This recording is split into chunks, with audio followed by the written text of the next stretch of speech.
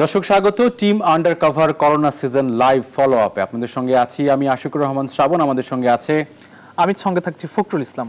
আমরা আলোচনা করতে চাই শুধুই প্রতারণা চারিদিকে এই প্রসঙ্গ নিয়ে। আমরা দেখেছি যদি পরিসংখ্যান যদি বলি, গত প্রায় 5 বছরে শুধুমাত্র পুলিশের অপরাধ তদন্ত বিভাগ প্রায় 5,500 প্রতারণা এবং জাল জালিয়াতির মামলা তদন্ত করেছে। র্যাব করেছে 376টি, আবার পুলিশও করেছে প্রায় সমপরিমাণ। যদি আমরা গত প্রায় কয়েক বছরের পরিসংখ্যান বলি, তাহলে আসলে চারিদিকে শুধু প্রতারণা মহামারী আকার ধারণ করেছে। কেন সেটি হয়েছে? অনেকে বলছেন রাজনৈতিক পৃষ্ঠপোষকতা আছে, অনেকে বলছেন আইনি কাঠামো দুর্বলতা আছে। কেন সেটি অনুসন্ধান করতে চাইবো আমরা আজকের আলোচনার মধ্য দিয়ে। আমরা আসলে প্রতারণা নিয়ে, প্রতারক যারা রয়েছেন তারা নানা প্রযুক্তি নির্ভর হয়ে প্রতারণা করছেন, একই সাথে প্রতারণার কৌশল বদলাচ্ছেন সময়ের সাথে সাথে। নানানভাবে আসলে প্রতারণা করে যাচ্ছেন এবং সাধারণ মানুষকে হয়রানির শিকার করছেন তারা, এবং সাধারণ মানুষ অসহায় হয়ে পড়ছেন। আমাদের সঙ্গে অতিথিরা রয়েছেন, যদি অতিথিদের পরিচয় করিয়ে দেন আপনি। ফখরুল, আপনাকে ধন্যবাদ জানাচ্ছি। আমাদের সঙ্গে যারা আছেন তাদের সঙ্গে প্রথমে আপনাদেরকে পরিচয় করাতে চাই। আমাদের সঙ্গে আছেন অ্যাডভোকেট স্বাধীন মালিক, সুপ্রিম কোর্টের সিনিয়র আইনজীবী। আপনাকে স্বাগত জানাচ্ছি আজকের আলোচনায়। আমাদের সঙ্গে আছেন অধ্যাপক ডক্টর জিয়া রহমান, প্রতিষ্ঠাতা চেয়ারম্যান, অপরাধ বিজ্ঞান বিভাগ, ঢাকা বিশ্ববিদ্যালয়। আপনাকেও স্বাগত জানাচ্ছি। এবং যারা দর্শক আমাদের সঙ্গে যুক্ত আছেন তারা যে কোনো মুহূর্তে আমাদের সঙ্গে যুক্ত হতে পারেন। নাম্বার আপনাদের জন্য দেওয়া হবে, সেই নাম্বারটি আপনাদের জন্য, এবং সেই নাম্বারে আপনারা কথা বলতে পারবেন আমাদের সঙ্গে সরাসরি। ফখরুল, আমাদের একটি অনুসন্ধানী প্রতিবেদন রয়েছে, সেই অনুসন্ধানী প্রতিবেদনটি দেখে আসতে যে আইন শৃঙ্খলা বাহিনী কিভাবে আসলে এইসব প্রতারক চক্রকে তারা ধরেন, প্রতারক চক্র আসলে কোন কোন কৌশলে প্রতারণা করে থাকেন, একটু সেই চিত্র আমরা দেখতে চাই।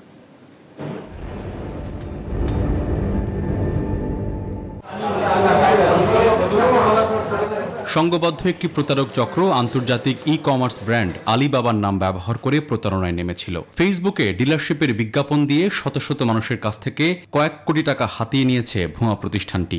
প্রতারণার স্বার্থে বেশ কয়েকবার অফিসও বদল করেছে। বেশ কয়েক বছর সফলভাবে প্রতারণার পর অবশেষে ধরা পড়েছে র্যাবের হাতে। পরিসংখ্যান বলছে 2015 থেকে 2019 সাল পর্যন্ত পুলিশের অপরাধ তদন্ত বিভাগ সিআইডি 5,300 জাল জালিয়াতি ও প্রতারণার মামলা তদন্ত করেছে।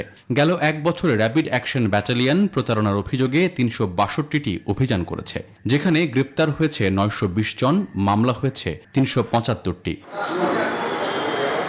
প্রায় 2 কোটি টাকার জাল স্ট্যাম্প, কোর্ট ফি, স্ট্যাম্প তৈরি সরঞ্জাম সহ সিআইডির হাতে প্রতারক চক্রের একজন সক্রিয় সদস্য ধরা পড়েছে। এরকম আরও বেশ কয়েকটি চক্র সক্রিয়। বিশ্লেষকরা বলছেন প্রতারণা মূলত 5টি বিষয়ে বেশি হয়, যার মধ্যে অন্যতম জমি জমা, চাকরি আর বিদেশ যেতে ইচ্ছুকদের নিয়ে। এই ধরনের অপরাধগুলোর সাথে এক ধরনের রাজনৈতিক আঘাত থাকে। আইনের ফাঁকফোকর দিয়ে এবং রাজনৈতিক ক্ষমতা ব্যবহার করে দেখা যাচ্ছে যে সাধারণ মানুষ এই অপরাধগুলো করে যাচ্ছে। টিআইবি বলছে প্রতারণা আর দুর্নীতিকে পৃষ্ঠপোষকতা করছে এক শ্রেণীর প্রভাবশালী, যার ফলে বাস্তবায়ন হচ্ছে না জিরো টলারেন্স।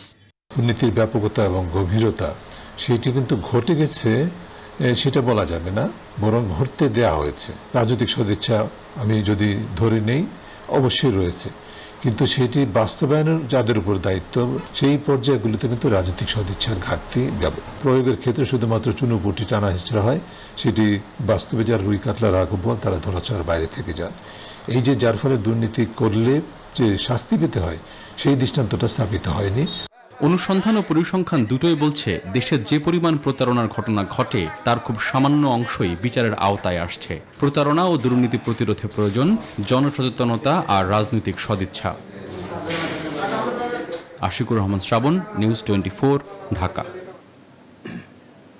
আমরা প্রতারণার চিত্র আমরা দেখলাম, আইন শৃঙ্খলা বাহিনী তাদের অনুসন্ধানে উঠে এসেছে যে তারা কিভাবে আসলে প্রতারক চক্র প্রতারণা করে থাকেন। প্রযুক্তির ব্যবহার যেমন করেন, তারা প্রযুক্তির বাহিরেও তারা প্রতারণা করে থাকেন। এই প্রতারণা চক্র দিনের পর দিন, কালের পর কাল, বছরের পর বছর আমরা দেখে থাকি। সেটি নিয়ে আইন শৃঙ্খলা বাহিনী নিশ্চয়ই কাজ করছেন, সাধারণ মানুষেরও দায়বদ্ধতা আছে। এটি নিয়ে আমরা একটু আমাদের যে অতিথিরা রয়েছেন তাদের কাছে যাব। অতিথির কাছে আপনাকে ধন্যবাদ জানাচ্ছি। আমরা প্রথমে বলেছি আমাদের সঙ্গে অতিথি যুক্ত আছেন, তাদের সঙ্গে প্রথমে কথা বলতে চাই প্রসঙ্গ নিয়ে। আমরা যদি স্বাধীন মালিক আপনার কাছে একটু আসতে চাই, আসলে চারিদিকে শুধুই প্রতারণা, এটি আসলে কেন এই মহামারী আকার ধারণ করেছে, কেন আসলে সংক্রামকের মতো ছড়িয়ে পড়ছে চারিদিকে? আপনার কাছে এই সম্পর্কে কোনো কি ব্যাখ্যা আছে? আপনি কিভাবে ব্যাপারটি ব্যাখ্যা করতে চান? এগুলো হয় কি বলে, এগুলি জটিল সামাজিক ব্যাপার, তো সাধারণত এক কথা বা এক কারণে এটা ব্যাখ্যা করা যায় না। এইগুলি ঘটনা বাড়ে কমে পিছনে অনেক ধরনের কারণ থাকে, আর্থিক কারণ থাকে, সামাজিক কারণ থাকে, রাজনৈতিক কারণ থাকে, আইনগত কারণ থাকে, তারপরে ধরেন মনস্তাত্ত্বিক কারণ থাকে। এটা একটা দিয়ে বোধহয় বলতে যাওয়া খুব কঠিন হবে। আমি যদি বলি আমার মানে যতদূর জানা বোঝার চেষ্টা করেছি, ব্রিটিশ আমল থেকে মানে ধরেন 1770 ব্রিটিশরা আমাদের যখন দেশের কর্তৃত্ব পেল, তখন তারা তাদের প্রথম দিকে সব আলোচনায়, সত্যি মিথ্যা আমি জানি না, কিন্তু তাদের আলোচনায় সব ছিল, আমি 1770 থেকে 1870 পর্যন্ত জুডিশিয়াল প্রসিডিং অনেক করেছি, আসলে বলতো যে প্রতারণাটা এই বেঙ্গলে মানে আমাদের এই ভারতবর্ষে আমাদের অংশে তারা নাকি মনে করতো যে খুব বেশি। কিছুটা আমি যথার্থতা এই অর্থে পাই, ধরেন আমাদের দেশে এখনো জটিল অপরাধ, দুর্ধর্ষ অপরাধী কিন্তু আমাদের অনেক কম। আমি এই অর্থে কম বলছি যে ধরেন আমরা যদি চিন্তা করি যে ঢাকা শহরে গত 10 বছরে কয়টা ব্যাংক ডাকাতি হয়েছে, আমরা হয়তো 2-3টার বেশি মনে করতে পারবো না। আর যে ইদানিং ধরেন যে এটিএম বুথ থেকে যে ফ্রড হচ্ছে, যারা ধরা পড়ছে দেখা যাচ্ছে যে বিদেশি। ওই জন্য আমাদের একটু জালিয়াতি ধরনের অপরাধ করার প্রবণতাটা বোধহয় বেশি। আর এখানে প্রতারকরা তারা তো একটা প্রতারণার ফাঁদ পেতে বসছে, কিন্তু অন্যদিকে আমরাও কিছু জিনিস যে প্রতারণার মাধ্যমে পেলে এটা যে খুব খারাপ কাজ হচ্ছে আমরা অনেক সময় মনে করি না। যেমন এই যে প্রায় পত্রপত্রিকায় দেখি যে ওই যে নিয়োগের প্রলোভন দিয়ে লোকের কাছ থেকে 2 লাখ 5 লাখ 7 লাখ টাকা সব করে আদায় করে মানে অনেক অনেক টাকা আদায় করছে। ধরেন এই যে আমরা চাকরি পাওয়ার জন্য যে টাকা দেওয়া, এটাকে এখন আমরা অনেক ক্ষেত্রেই হয়তো এরকম কোনো খারাপ কাজ মনে করি না, বা বিশেষ এক্সট্রা সুবিধা পাওয়ার জন্য নিয়ম নীতির বাইরে এক্সট্রা কিছু সুযোগ সুবিধা পাওয়ার জন্য টাকা দেওয়া আমরা তো খারাপ মনে করি না। তারপরে অনেকটা আছে যে পুরনো একটা ইংলিশ কথা আছে যে কোনো কিছুর প্রস্তাব যদি খুব লোভনীয় মনে হয় তাহলে বেশিরভাগ ক্ষেত্রে সেটা মিথ্যা হয়। আজকে না কালকে টেলিভিশনে দেখছিলাম ওই যে 1 লক্ষ টাকা জমা রাখলে মাসে 1000 টাকা আর 6000 টাকা সে লাভ পাবে। এখন 1 লক্ষ টাকা ব্যাংকে রাখলে এখন মাসে 600 টাকাও পাওয়া যায় না। তো আমরা এইসব ব্যাপারে বোধহয় খুব সহজেই বিশ্বাস করে ফেলি। আমি বলছি যে একটা হলো প্রতারকরা অনেক সফিস্টিকেটেড হয়েছে, আর আমার মনে হয় তার সাথে সাথে পাল্লা দিয়ে স্বাধীন মালিক, আপনার কাছে আরেকটি ছোট্ট প্রশ্ন আছে এই প্রসঙ্গের সঙ্গে যুক্ত করেই। আসলে আমরা দেখতে পাচ্ছি যে এই প্রতারকরা কিন্তু শুধুমাত্র 2-1 জনের সঙ্গে প্রতারণা করছে না, অনেক বড় প্রতারণাও হচ্ছে এবং অনেকের পৃষ্ঠপোষকতায় প্রতারণা হচ্ছে। আর সেটিকে আসলে আপনি কিভাবে ব্যাখ্যা করতে চান? না, হচ্ছে কি প্রতারকের যখন যে প্রতারণার শিকার হচ্ছে মানে এই অপরাধের ধরনগুলি এরকম, ধরো যে আমি কাউকে 5 লাখ টাকা দিলাম চাকরি পাওয়ার জন্য, তো চাকরি পাচ্ছি না, আমি তো পুলিশে গিয়ে বলতে পারবো না যে আমি ওই চাকরির জন্য 5 লাখ টাকা ঘুষ দিয়েছি। ফলে এই ধরনের যে ধরেন ব্যাংকে রাখলে 600 টাকা পেত, ওখানে একজনের কাছে রেখেছে কারণ মনে করছে মাসে 6000 টাকা পাবে, 1 লাখ টাকা রাখি। এইটা যে নিয়ম বাইরে কাজ করছে এখানে, এইসব কারণে তারাও কিন্তু পুলিশকে বলতে পারছে না। তারপরে যখন ঘটনাগুলি জমতে জমতে লক্ষ লক্ষ কোটি কোটি টাকা হয়ে যায় তখন এটা বেরিয়ে যায়। কিন্তু ইনিশিয়ালি এরকম ক্ষেত্রে হয়তো যে প্রতারণার শিকার হচ্ছে সেও কোনো না কোনো ভাবে নিজেও বুঝতে পারে যে হয়তো সে কোনো অবৈধ বা বেআইনি কাজ করছে, কিন্তু সে বলতেও চায় না। এই জন্য বোধহয় যারা প্রতারিত হচ্ছে তাদের পক্ষ থেকে একটা রাগ ঢাকের ব্যাপার আছে। ফলে ঘটনাগুলি ফুলে ফেপে যখন অনেক বড় হচ্ছে তখন হয়তো এটা প্রকাশ হচ্ছে। জি, আপনার কাছে আমরা আসবো। আমরা একটু অধ্যাপক ডক্টর জিয়া রহমান আছেন আমাদের সঙ্গে, অপরাধ বিজ্ঞানী। আপনার কাছে একটু আসতে চাই, সময়ের সাথে আসলে যারা প্রতারক তারা তাদের কৌশল বদলাচ্ছেন, এখন তো প্রযুক্তি নির্ভর হচ্ছেন, সাধারণ মানুষের আসলে এই ক্ষেত্রে বোঝার উপায় থাকে না, তারা অনেকটাই অসহায় হয়ে পড়েন। এই ক্ষেত্রে আসলে আপনি কি বলবেন, মানে সাধারণ মানুষেরই বা কি করার থাকে? ধন্যবাদ। এটা আসলে দুর্ভাগ্যক্রমে আমাকে বলতেই হয় যে আসলে আমরা একটা ট্রানজিশনাল ফেসের মধ্যে আছি, এবং এই ট্রানজিশনাল ফেসে আমরা আধা গ্রামীণ আধা আরবান বা নগর কেন্দ্রিক জীবনযাপন করছি, এবং উঠতি পুঁজিবাদী সমাজ ব্যবস্থায় এই ধরনের প্রতারণা কিন্তু আসলে বেড়ে যায়। পৃথিবীর ইতিহাস তাই। আপনি আমাদের যে 15-20 বছর আগে যে ট্রেডিশনাল সোসাইটির মোটামুটি একটা স্ট্রাকচার ছিল, সেখানে কিন্তু নীতি নৈতিকতা বলি আমাদের সমাজের মধ্যে একটা ছন্দ ছিল। এই ছন্দটার যেহেতু একটু মানে পতন হয়েছে আমি বলবো, একই সাথে মানুষের মধ্যে গ্রিড বেড়েছে, লোভ বেড়েছে, কম্পিটিশন বেড়েছে, এটা নগরায়নের ফলে সৃষ্ট অবস্থা এবং একই সাথে উন্নয়নের সাথেই কিন্তু এটা জড়িত, মানে এটা একটা বাই প্রোডাক্ট। এবং যেহেতু আমরা অনুন্নত বিশ্ব বা তৃতীয় বিশ্বে আছি, আমাদের এখানে মানে স্টাবলিশ প্রতিষ্ঠান নাই যেগুলো এগুলোকে রেগুলেট করা, লুক আফটার করা, ইন এডিশন টু পুলিশ বাহিনী, ল এনফোর্সমেন্ট এজেন্সির বাইরেও কিন্তু অনেক ধরনের অর্গানাইজেশন থাকে এবং তার কত নর্মস ভ্যালুজ, যেগুলো আপনি ধরেন আমি একটা জমি কিনতে গেলাম, আমি জমি কিনতে গেলে ওয়েস্টে গেলে আপনি দেখবেন সেখানে এমন সেট রুলস আছে, সেই সেট রুলসের মধ্যে আসলে আপনার প্রতারণা করার জায়গাটাই খুব কম। এখন আমাদের এখানে এই জিনিসটির যেহেতু মাত্র আমি যেটা বলছি যে আমাদের এখানে হঠাৎ করে একটা ইকোনমি একটা বিরাট চেঞ্জ এসছে, জমির দাম লাভ মেরে অনেক বেড়ে গেছে, তো প্রতারকরাও একদিকে আমি বলবো যে তারাও আপনি যে কথাটি বলেছেন, প্রতারকরাও যেমন এটা ইনোভেটিভ হয়েছে এবং এটা অর্গানাইজ ক্রাইম যারা করে সবসময় তারা সেভাবেই করে। অন্যদিকে সাধারণ মানুষের যে সমস্যাটা হচ্ছে যে তাদের মধ্যে কিঞ্চিত আমি বলবো যে অস্থিরতা, তাদের হাতে টাকা এসছে অনেক, তাদের মধ্যে লোভ এসছে, যেমন একটা জমি হাতছানি, লোভটা আমি নেগেটিভ বলছি, কিন্তু পজিটিভও একটা জিনিস আছে। মানুষ তো জীবনে তার আশা আকাঙ্ক্ষা থাকে, বাঁচতে চায়, ভালো একটা কিছু করে রাখতে চায়, কিন্তু এই পুরো জিনিসটার মধ্যে এত দ্রুত এই পরিবর্তনটা হয়েছে, এই বিষয়টি তো আছে। আর ডক্টর জিয়া রহমান, আমি একটি সম্পূরক প্রশ্ন করতে চাই আপনার কাছে, একটু যদি আমাকে একটু সময় দেন। যে মানুষ সাধারণ, আমরা আইন শৃঙ্খলা বাহিনীকে দেখে থাকি অনুসন্ধান করে, সিআইডি 5,500-এর বেশি মামলা আমরা দেখেছি যে তারা এটি নিয়ে কাজ করছে। এর বাইরে অসংখ্য প্রতারণার অভিযোগ রয়েছে যেগুলো আসলে জনসম্মুখে আসে না অথবা আইন শৃঙ্খলা বাহিনীর হাত পর্যন্ত আসে না। সেক্ষেত্রে সাধারণ মানুষের কি কোনো দায়বদ্ধতা বা সচেতনতার জায়গা আছে কিনা, আপনি যদি একটু বলেন, যুক্ত করেন। না, সাধারণ মানুষকে যদি আমরা দায় দিয়ে ফেলি তাহলে তো পুরো জিনিসটা আসলে কিছুটা, সাধারণ মানুষের দায় কিন্তু খুবই সামান্য। মানুষ তো চাইবেই ধরেন, কিন্তু কথা হচ্ছে যে সচেতনতার যে কথাটি বললেন, সেই সচেতনতার অভাবটা আছে। যেমন সমাজের ভেতর থেকেও এই সচেতনতাটা আমরা তৈরি করতে পারিনি বলে সাধারণ মানুষের উপর আমরা হয়তো কিছুটা দায় দিচ্ছি। অন্যদিকে রাষ্ট্রীয়ভাবে রাষ্ট্রের যে অ্যাপারেটাস গুলো আছে তাদের অ্যাক্টিভিটিসেও অনেক শিথিলতা এবং আমি বলি স্থবিরতা কিংবা কাজ না করার সদিচ্ছা, এই সব কিছু মিলে কিন্তু আলটিমেটলি। জিয়া স্যার, আপনি আমাদের সঙ্গে থাকুন। একজন দর্শক আমাদের সঙ্গে যুক্ত হয়েছেন, তার একটি প্রশ্ন নিশ্চয়ই আপনাদের কাছে আছে। দর্শক, আপনার নাম বলে আপনি আপনার প্রশ্নটি আমাদের কাছে করবেন। কোন প্রসঙ্গে আপনার প্রশ্ন আছে? আমি আব্দুর রকিব, নওগাঁ জেলার পত্নীতলা থেকে বলছি। জি, আমার প্রশ্ন ডক্টর স্বাধীন মালিক স্যার যে কথাটা বললেন, স্কুল কমিটি যে নিয়োগ বা কলেজে কিন্তু প্রচুর টাকা লেনদেন হয়, কিন্তু আমি একজন স্কুলের প্রাক্তন সভাপতি মাদ্রাসার, আমিও দেখছি যে এটা কিছুতেই বন্ধ করা যাচ্ছে না এবং উপযুক্ত লোক শিক্ষক নিয়োগ দেওয়া যাচ্ছে না। তো এর প্রতিকারটা কি? আমরা তো বলেই যাচ্ছি সকলে যে ভালো। আপনাকে অনেক ধন্যবাদ। আপনার প্রশ্নটি আমরা বুঝতে পেরেছি। স্বাধীন মালিকের কাছে এই প্রশ্নটি আমি করছি সম্পর্কে একটি ছোট্ট জায়গায় তৈরি করে। শুধুমাত্র প্রতারণা জায়গায় থাকছে না, প্রতারণার সঙ্গে যুক্ত হচ্ছে দুর্নীতি। অনেকে রাষ্ট্রের সঙ্গেও প্রতারণা করছে। এই প্রসঙ্গে মিলিয়ে আপনার কি উত্তর আছে স্বাধীন মালিক? যেটা হয়েছে কি, আমাদের ভালো ধারণাটা হয়ে গেছে খুব বেশি অর্থ কেন্দ্রে। আমরা সবকিছুই অর্থ দিয়ে মাপছি।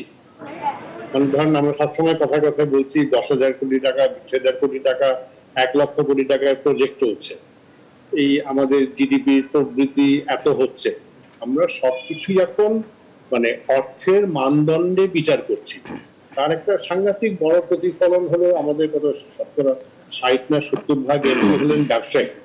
এখন দেখেন সবকিছুই ব্যবসায়ীরাও রাজনীতিতে আসছে, কারণ রাজনীতিতে আসছে তাদের অর্থ উপার্জনটা আরো বাড়বে। এর বাইরে যেই যত বলুক আমি মনে করি না অন্য কোনো কারণ আছে। তো আমাদের এখন সব চিন্তা ভাবনা অর্থ কেন্দ্রিক হয়ে গেছে। আগে আমাদের মানে সামাজিক জীবনে ধরেন এই যে সংস্কৃতির যে জায়গাটা ছিল, সংস্কৃতি নিয়ে যে কথা বলাটা হতো, যে ভালো সিনেমা নিয়ে কথা, ওইগুলি সংস্কৃতির জায়গাটা চলে গেছে। অন্যান্য মূল্যবোধের জায়গাটাও এখন চলে গেছে। দেখেন আমাদের শিক্ষা এখন, আমি একটা প্রাইভেট ইউনিভার্সিটির সাথে জড়িত আছি বিভিন্ন কারণে, কিন্তু শিক্ষাটা সবচেয়ে বড় ব্যবসা হয়ে গেছে, চিকিৎসা সবচেয়ে বড় ব্যবসা হয়ে গেছে। এগুলি কিন্তু দুনিয়াতে অন্যান্য সমাজে নাই, আমরা জানি না। মানে আমাদের মতো যেমন ধরেন যে 45 না 46 সরকারি বিশ্ববিদ্যালয়, আর 100টার বেশি মানে প্রাইভেট বিশ্ববিদ্যালয়। সরকারি বিশ্ববিদ্যালয় থেকে প্রাইভেট বিশ্ববিদ্যালয়ের সংখ্যা 2.5 গুণ বেশি। দুনিয়াতে কোনো দেশ নাই যেটা এইরকম। এই যে আমাদের এই করোনার সময় যে আসলো লোকের চিকিৎসার জন্য, শতকরা 35% সে চিকিৎসার ব্যয় পায় সরকারি চিকিৎসা থেকে, আর 65% তাকে ব্যবসায়। আপনার কাছে আমরা ফিরবো, আমাদের সঙ্গে একজন দর্শক যুক্ত হয়েছেন, তার প্রশ্নটি নিয়ে আপনার কাছে আমরা ফিরতে চাই। আমি একটু শেষ করি আমরা ফিরছি আপনার কাছে। আমাদের সব জি, আপনার কাছে ফিরছি, দর্শকের ফোনটি নিয়ে আপনার কাছে ফিরছি। দর্শক, আপনার নামটি বলে প্রশ্নটি করুন। হ্যালো, জি, আপনাকে শুনতে পাচ্ছি আমরা। জি জি, আমি ফোন দিলাম যে ব্যাংকের কথা বলছিলেন যে টাকা 1 লাখ রাখলে কিছু টাকা লাভ দেয়। তো এখানে পোস্ট অফিসে, আমি নীলকুমারী থেকে বলছিলাম, পোস্ট অফিসে 1 লক্ষ টাকা রাখলে প্রতি মাসে 900 টাকা করে তারা বেনিফিট দিবে। তো এটা কতটুকু সত্য, কতটুকু কি, আমি এই বিষয়টা জানতে চাচ্ছিলাম। জি, আপনাকে ধন্যবাদ জানাচ্ছি। স্বাধীন মালিক, আপনার বক্তব্যটি আপনি শেষ করুন, তারপরে আমি যেটা বলছি, সাধারণত আপনি ব্যাংকে রাখলে বা সরকারি সঞ্চয়পত্র কিনলে আপনি মাসে 1 লক্ষ টাকার জায়গায় 1 লক্ষ টাকা জমা রাখলে সবচেয়ে বেশি 900 কি 1000 টাকা পাবেন। আর এখন যে কোনো ব্যাংকে রাখলে 1 লক্ষ টাকায় মাসে 600 টাকা পাবেন। কিন্তু এই প্রতারকরা যখন অফার দিচ্ছে যে মাসে আপনি 1 লক্ষ টাকা আমার কাছে জমা রাখলে আমি 6000 টাকা দিব, তো লোক ওইটাতে প্রলোভিত হয়ে সে ওই ব্যাংকে না রেখে বা ওই তার কাছে দিচ্ছে 1 লক্ষ টাকায় মাসে 6000 টাকা মুনাফা পাওয়ার জন্য। ফলে সে ওই টাকাটা নিয়ে চলে যাচ্ছে। আমি যেটা বলছিলাম যে ওই যে ধরুন অর্থকেন্দ্রিক সবকিছু হয়ে গেছে, এখন আমরা অর্থের মাপকাঠিতেই বেশিরভাগ জিনিস বিচার করি। ওই জন্য যে দুর্নীতির জায়গাগুলি, নিয়োগের জায়গাগুলি, এখন লোকে ধরেই নিয়েছে যে এটা আমি 5 লক্ষ টাকা দিয়ে যদি একটা চাকরি পাই, ওখান থেকে আমি অন্যায়ভাবে হোক যেভাবে হোক আমি মাসে অনেক টাকা ইনকাম করি। আমাদের সব চিন্তা ভাবনাটা অর্থকেন্দ্রিক হয়ে গেছে। এবং আমি আরেকটু বাড়িয়ে বলি যে আমাদের রাষ্ট্র গত কয়েক বছরে এই খালি অর্থকেন্দ্রিক চিন্তা ভাবনাটাকে খালি প্রচার করছে। অন্য কিছু সামাজিক দিক, অর্থাৎ মানে মূল্যবোধের দিক, রাষ্ট্র সবকিছু দিয়ে অর্থ দিয়ে মাপছে। স্বাধীন মালিক, আপনার কাছে এই প্রসঙ্গ নিয়ে ফিরবো আমরা, কারণ আমরা এই প্রসঙ্গ নিয়ে বিরতির পরে এসে কথা বলবো। জিয়া রহমান, আপনি আমাদের সঙ্গে থাকুন, আমরা বিরতি নিচ্ছি। ফখরুল, আমরা বিরতির পরে আসলে আমরা যে আইনের বিষয়টি নিয়ে আমরা কথা বলবো, আমাদের সঙ্গে দুজন অতিথি রয়েছেন, নিশ্চয়ই বিরতি নিতে পারেন। ফিরছি বিরতির পরে।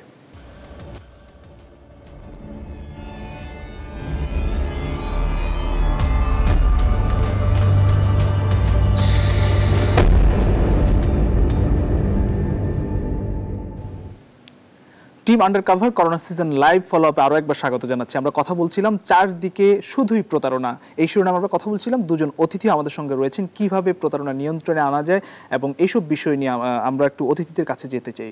জি ফখরুল, আপনাকে ধন্যবাদ জানাচ্ছি। আমরা ডক্টর জিয়া রহমান আপনার কাছে আসতে চাই। আমরা আলোচনা ঠিক যে জায়গায় আছি সে জায়গায় দেখতে পাচ্ছি অনেক ব্যক্তি, অনেক প্রতিষ্ঠান রাষ্ট্রের সঙ্গে প্রতারণা করে, রাষ্ট্রের সঙ্গেও দুর্নীতি করে। আর সেই বিষয়ে আসলে আপনাদের কি বক্তব্য? আচ্ছা, দ্বিতীয় প্রসঙ্গ হচ্ছে মানুষের দায়িত্ব এখানে কি, কর্তৃপক্ষ কি করতে পারে এই জায়গায়? ডক্টর জিয়া রহমান।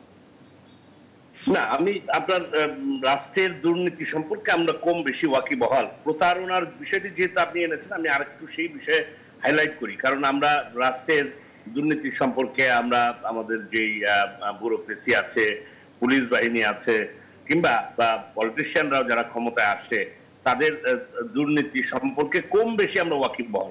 কিন্তু আপনি যে প্রতারণার কথাটি বলেছেন, দেখেন আমার কাছে খুব মাঝে মাঝে এটি কিন্তু খুব হিডেন কিছু না, এটি কিন্তু ওপেন হচ্ছে। আপনি এই ঢাকা থেকে মাওয়া পর্যন্ত যান, আপনি দেখেন যে প্রত্যেকটা রাস্তার পাশে যে জমি মানে একটা সাইনবোর্ড লাগানো, এবং সেখানে বলা হচ্ছে যে এই মানে কত টাকা দিয়ে প্রতিদিন পত্রিকায় বিজ্ঞাপন দিচ্ছে। পূর্বাঞ্চলে যান, একই অবস্থা। তার মানে আপনার বছরের পর বছর এগুলো কিন্তু ওপেন হচ্ছে। একটা পর্যায়ে হঠাৎ করে আমরা শুনি যে এই কোম্পানি 300 কোটি টাকা হাতিয়ে নিয়ে চলে গেছে। এই যে এতদিন ধরে আমাদের চোখের সামনে কিন্তু এই জমিগুলো আসলে যারা সাইনবোর্ড লাগাচ্ছে তারা কি প্রকৃত জমির মালিক কিনা, আমরা এগুলো কিন্তু কম বেশি জানি যে এখানে সরকারি জমির উপরই সাইনবোর্ড লাগিয়ে রাখা হয়েছে। কিংবা আপনি কয়েকদিন আগে আমরা একটা নার্সিং গ্রুপের কাহিনী দেখলাম। সাধারণ মানুষের দায় আর কি? সাধারণ মানুষ তো কোনো একটা আশ্রয় খুঁজে। এখন হয়তো যার ধরেন 1 কাঠা জমির দাম হয়তো যেখানে 20 লাখ টাকা বা 10 লাখ টাকা, সেখানে একটা 1 কাঠা জমি বলতেছে 5 লাখ টাকা দিয়ে আমি দিচ্ছি, যেটা ডক্টর স্বাধীন মালিক একটু আগে বলেছেন। তো এখন আপনি এর একমাত্র রক্ষা কবচ কোন জায়গাটা, যখন সে দেখছে যে রিহ্যাবের সদস্য, তো রিহ্যাবের সদস্য হলে পরেই সে কিন্তু তাহলে রিহ্যাব কিভাবে এই জাতীয় কোম্পানিকে আপনার এই সদস্য পদ দিল, তাই না? তো এইরকম ভাবেই কিন্তু প্রত্যেকটি রাত্রেবেলায় আপনি দেখবেন একটি, আমি নাম বলছি না, বসুন্ধরা মার্কেটের একটা দোকানের একজন কি ঐশী জ্যোতিষী বোধ হয়, সে প্রত্যেক বছর প্রতিদিন অ্যাডভার্টাইজমেন্ট দিচ্ছে এবং আপনার ভাগ্য, এমন কোনো কাজ নাই যে ভাগ্য আপনাকে ফিরিয়ে দিবে না, সেটি প্রত্যেকটা টেলিভিশন, বেশ কিছু টেলিভিশনে অ্যাডভার্টাইজমেন্ট হচ্ছে। এবং এটি মানে কোন এক সময় যে দেখবেন যে হঠাৎ করে এমন ভয়ঙ্কর প্রতারণা হয়েছে, তখন আপনি দেখবেন যে এই কথাটি খবরের কাগজে আসছে। বিষয়টি হচ্ছে যে আমরা প্রোঅ্যাক্টিভ মেজার, যেটা সেই প্রোঅ্যাক্টিভ মেজারের দিকে আমরা যাই না, আমরা রিঅ্যাক্টিভ অ্যাডহক ভিত্তিতে কোনো একটা ঘটনা ঘটে যায়, তার মানে হচ্ছে এখানে সংঘবদ্ধভাবে সবাই কম বেশি ভাগ পায় বলে সবাই চুপচাপ থাকে। যখন কোনো কারণে মানে কোনো একটা গ্রুপের কাছে যখন এটি খুবই সিরিয়াসলি এফেক্টেড হয়, সেই গ্রুপ যদি মোটামুটি অর্গানাইজ হয়ে যায় কিংবা শক্তিশালী হয়, তখন সেটা কিন্তু আলটিমেটলি সামনে চলে আসে। তো কাজে আমি বলবো যে প্রতারণার হাত থেকে মুক্তি, আমি সাধারণ মানুষের সচেতনতাটাও দরকার আছে, আমি বলছি না দরকার নেই, কিন্তু মূল জায়গা যারা এগুলো রক্ষা করার দায়িত্বে, রাষ্ট্রীয় এজেন্সিস আছে এবং বিভিন্ন ধরনের মানে ল এনফোর্সমেন্ট এজেন্সিরও বিভিন্ন ডিভিশন আছে, প্রত্যেকটা জায়গায় আসলে ঠিক মতো কাজ হয়নি বলেই কিন্তু আলটিমেটলি সাধারণ মানুষ অপরাধ। আমি যে কথাটি বলছিলাম, লাস্ট একটা লাইন বলে আপনার কাছে আমরা আসবো, আবারও আসবো। জি স্যার, আপনি শেষ করুন। জি জি জি না, আমি বলছিলাম ওটাই যে আলটিমেটলি এই যে একটা মানে একটা ট্রান্সফরমেশনের মধ্যে আমরা আছি, এই ট্রান্সফরমেশনের মধ্যে আমাদের আইন কানুন সবকিছু কিন্তু মানে এই যে যারা ভুক্তভোগী তাদের বিষয়গুলো এগুলো পাইল হচ্ছে একটা পর্যায়ে, যেটা এখন উন্নত বিশ্বে আপনি যেটা আমি বললাম, আপনি চাইলেও প্রতারণা করতে পারবেন না, কারণ আপনি একটা সুইচ টিপ দিলে আপনি একটা গাড়ি কিনতে যাবেন, সেই গাড়ির একেবারে সমস্ত কিছু চলে আসে, কয়টা অ্যাক্সিডেন্ট হয়েছে, কতবার সে কেস খেয়েছে, সবকিছু আপনি জানতে পারবেন। ডক্টর জিয়া রহমান স্যার, আপনার কাছে আমরা আসবো। আমাদের সঙ্গে একজন দর্শক যুক্ত হয়েছেন, তার প্রশ্নটি একটু নিতে চাই। দর্শক, আপনার নামটি বলে প্রশ্নটি করুন। আসসালামু আলাইকুম, আমি ফারহান ইয়াসমিন নিশিতা। জি, আমি হচ্ছি ক্লাস 9ম শ্রেণীর একজন শিক্ষার্থী। তো আমি একটা প্রশ্ন বলছি, আমাদের দেশে কিন্তু রাষ্ট্র পর্যায়ে যে সকল দুর্নীতি হচ্ছে তাদের জন্য কিন্তু তাদের কিন্তু আমাদের দেশের অনেক মানে আমাদের দেশের যে সিআইডি রয়েছে, র্যাব রয়েছে, তারা কিন্তু গ্রেফতার করছে, কিন্তু আমরা তাদের বিচার কেন দেখতে পাচ্ছি না? জি, আমরা বুঝতে পেরেছি। আমরা একটু স্বাধীন মালিক আপনার কাছে আসতে চাই। ডক্টর জিয়া রহমান স্যার যে বিষয়টি বললেন যে আইন শৃঙ্খলা বাহিনীর কথা নিয়ন্ত্রণের জায়গায়, সেক্ষেত্রে আমি একটু বলতে চাই, আপনি 1917 সালের আইনের কথা বললেন, সে আইন আসলে কতটা যুগ উপযোগী হয়েছে এখন পর্যন্ত? কারণ আমরা সময়ের সাথে দেখছি যে নানান প্রযুক্তি যেমন বাড়ছে, সেই সাথে প্রতারণার কৌশল সেটিও কিন্তু বদলাচ্ছে। কতটা যুগ উপযোগী হয়েছে আইন? না, আইন সবসময় যুগোপযোগী। এটা অ্যাকচুয়ালি আইন সম্পর্কে ধারণা না থাকলে ওই আইনের সবচেয়ে মূল কথা হলো স্থিতিশীলতা। আপনি 2000 সালে একটা আইন, তারপর 2005-এ বদলায় আরেকটা আইন, 2010-এ বদলে আরেকটা আইন, 2018-তে বদলে আরেকটা আইন। এটা আমাদের আইন সম্পর্কে ধারণাগুলি খুব অস্বচ্ছ বলে আমরা মনে করি যে আইন ধরেন নতুন টেলিভিশন মডেলের মতো, নতুন আপনার ওই যে নতুন মোবাইল টেলিফোনের মতো না। এটা আইন সম্পর্কে ভুল ধারণা। আইন সবসময় যুগোপযোগী। আমি বলছি ধরেন 2000 বছর আগেও কেউ খুন করলে তার শাস্তি হতো মৃত্যুদণ্ড বা যাবজ্জীবন। 2000 পরে তো ওই শাস্তিই আছে। এখানে আপনি যুগোপযোগী কিভাবে করবেন? চুরি করলে যে শাস্তি হতো, হয়তো বিচার পদ্ধতিটা একটু এদিক সেদিক করা যায়। চুরি করলে 1000 বছরের আগে যে শাস্তি হতো এখনো ওই একই শাস্তি হচ্ছে। অতএব বিশেষত ফৌজদারি আইন বদলাবার বেশি। হ্যাঁ, প্রতারণা যেগুলি হচ্ছে আমাদের যে 150 বছরের পুরনো আইন, ওইখানে যে চিটিং 420 যে মানে যে সংজ্ঞা দেওয়া আছে, মোটামুটি যত ধরনের প্রতারণা হচ্ছে ওটা ওর মধ্যেই আনা যায়। আর নতুন আইন করলে হবে কি, এই নতুন আইনের অধীনে এই শব্দগুলির ব্যাখ্যা কি, মানে কি, এইগুলি ঠিক করতে 50 বছর লাগে। এরা যারা আইনজীবী না তারা বুঝে না যে হাইকোর্টে একটা আইনের এই বাক্যের মানেটা কি দাঁড়ালো শেষ পর্যন্ত। একদম 50 বছর লাগে, এটা নিয়ে 50টা মামলা লাগে। কারণ অনেক ওইটা না, আমাদের আইন যথেষ্ট আছে, আইন যথেষ্ট আছে। আর আরেকটা জিনিস আমরা ভুলে যাই, যতই নতুন নতুন আইন করবেন ওই আইন অনুযায়ী তো সাব ইন্সপেক্টরকে মামলা লিখতে হবে। জি, তাকে যে 2টা প্রধান আইন শেখানো হয় চাকরি ঢোকার সময়, এখন আপনি যদি 5 বছর পরে পরে নতুন করে একটা করে ফৌজদারি আইন করেন, সেই ব্যাপারে কিন্তু কেউ শেখানোর ব্যবস্থা করছে না। কিন্তু ওই নতুন আইন অনুযায়ী নতুন আইনের স্বাক্ষর, নতুন আইনের অপরাধ সব তাকে লিখতে হবে। আমি তো বলি এখন মানে আইনের স্বাধীন মালিক, আমরা আপনার কাছে ফিরবো একটু পরে, আমাদের ছোট্ট বিরতি নেওয়ার সময় হচ্ছে। বিরতি নিয়ে এসে আপনার কাছে একই প্রশ্ন থাকবে আমাদের। বিরতি নিয়ে ফিরছি আমরা team undercover live season follow আপে। আমাদের সঙ্গে থাকার জন্য সবাইকে অনুরোধ জানাচ্ছি।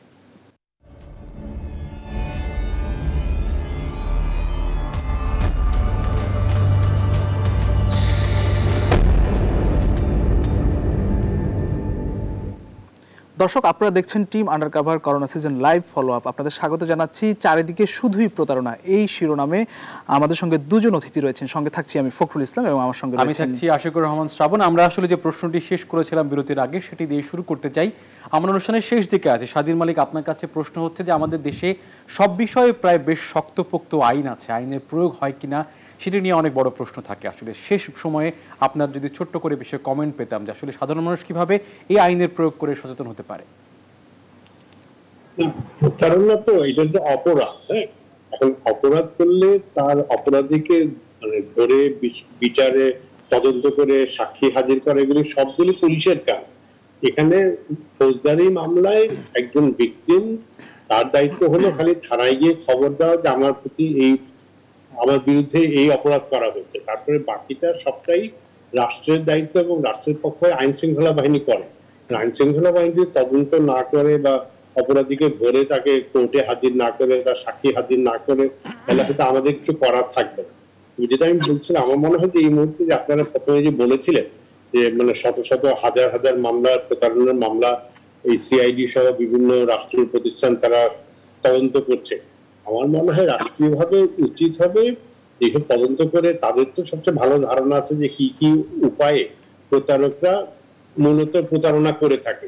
যেমন ওই যে টাকার বিনিময়ে চাকরি দেওয়ার কথা বলে, টাকার বিনিময়ে বিদেশে পাঠাবার কথা বলে, তারপরে ওই যে 10 লাখ টাকার প্লট দেওয়ার কথা বলছিলাম, 2 লাখ টাকা। আমার মনে হয় তারা যদি মাঝে মাঝে গণবিজ্ঞপ্তি দিত যে এই ধরনের কেউ যদি আপনাকে অফার দেয় এই সুযোগ সুবিধা দেওয়ার, এটা থেকে সাবধান থাকবে, কারণ এইসব প্রতারণার সম্ভাবনা বেশি। এটা হলো এক পর্যায়ে আমার মনে হয় যে এখন রাষ্ট্রীয়ভাবে আমরা তো সবাই সাধারণত জানি। আমাদের সময় একদম শেষের দিকে, আপনি যদি 30 সেকেন্ডে শেষ করেন। হ্যাঁ, এটাই বলছি, রাষ্ট্র জানানো উচিত যে কিভাবে লোক প্রতারিত হতে পারে এবং আমাদের সাবধান করে দেওয়া। আমার মনে হয় আমরাও যে সব অর্থ কেন্দ্রিক যে আমাদের আলাপ আলোচনা, জীবনের চাহিদা, এগুলি থেকে আমাদের একটু দূরে সরে আসতে হবে। রাষ্ট্র সবকিছু যে অসংখ্য ধন্যবাদ স্যার, আমাদের সময় একদম শেষ, আমরা সময় দিতে পারছি না। আমরা একটু অধ্যাপক ডক্টর জিয়া রহমান স্যার আপনার কাছে আসতে চাই।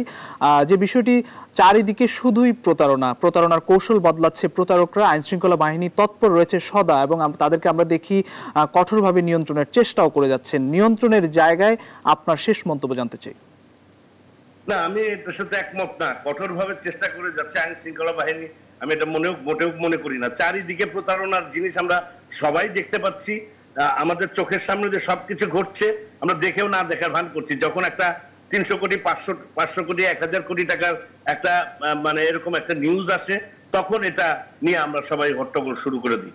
তো কাজে আমি বলবো যে মূল কথা হচ্ছে যে যারা এটা নিয়ন্ত্রণকারী, নিয়ন্ত্রণ কর্তৃপক্ষ এবং রেগুলেটরি এজেন্সি থেকে শুরু করে অনেকগুলো রেগুলেটরি এজেন্সিস আছে। আমরা এই যে ওয়াসা, তিতাস, এক সময় আমরা দেখেছি, এখনো তো দেখছি, এই যে একজনের আমরা হেলথ সেক্টরের যে একজন ড্রাইভারের এত কোটি টাকার মালিক, এটা তো একদিনে হয়নি, তাই না? এখানে তো সবাই কম বেশি মানে সুযোগ পেয়েছে। কাজে আমি বলবো যে পুরো ক্রিমিনাল জাস্টিস সিস্টেম, যে আপনার যে ভিকটিম, তাকে কি মানে স্বাধীন মালিক আরো ভালো জানেন এটা, যে আমাদের এখানে অফেন্ডার নিয়ে কথা বলছি, ভিকটিমকে সাপোর্ট দেওয়ার জন্য কতটুকু মানে প্রফেশনালি আমরা এটা অগ্রসর হয়েছি, একেবারেই না আমি বলবো। তো এটা যেমন একটা দিক, আরেকটি দিক হচ্ছে আপনি জনগণকে সচেতন করার জন্য কিন্তু আপনার টেলিভিশনে একসময় আমরা ছোটবেলায় কিন্তু মাঝে মাঝে ধরনের গণবিজ্ঞপ্তি দেখতাম পত্র পত্রিকা বিজ্ঞপ্তি দিয়ে দেখান। এবং যারা আমি যেগুলো বললাম যে আপনার যেই ভুয়া এজেন্সি মানুষকে নেওয়ার জন্য বাইরে পাঠানোর জন্য লাইসেন্স দিচ্ছে, সেই এজেন্সি যেন শ্রম মন্ত্রণালয় একদমই শেষ মুহূর্তে স্যার আপনার শেষ বাক্যটি স্যার, আপনার রিহাব থেকে যারা নিচ্ছে তাদের যেন বাতিল হয় এবং তাদের যেন কঠোরভাবে এগুলো নিয়ন্ত্রণ করা যায়, তাহলে পরে কিন্তু আপনি দেখবেন। আপনাকে অনেক ধন্যবাদ জানাচ্ছি এবং স্বাধীন মালিককে অনেক ধন্যবাদ জানাচ্ছি আমাদের সঙ্গে যুক্ত হওয়ার জন্য। আমরা আসলে যে প্রসঙ্গে কথা বলেছিলাম সেটি আবারও বলি, আমরা দেখতে পাচ্ছি আসলে যে পরিমাণ প্রতারণা ঘটনা ঘটে তার মাত্র কিছু অংশ গণমাধ্যমে আসে এবং তার চেয়েও কম অংশ আইন শৃঙ্খলা বাহিনীর হাতে পৌঁছায় এবং তারা সেখানে নিয়ন্ত্রণের ব্যবস্থা করে। সচেতন হতে হবে আমাদেরকে এবং আপনাদেরকে। ফখরুল, আমরা আইন শৃঙ্খলা বাহিনী যে পরিমাণ প্রতারণা ধরে থাকে তার চেয়ে বেশি অংশ এখনো আমরা আমাদের হাতে আসে না।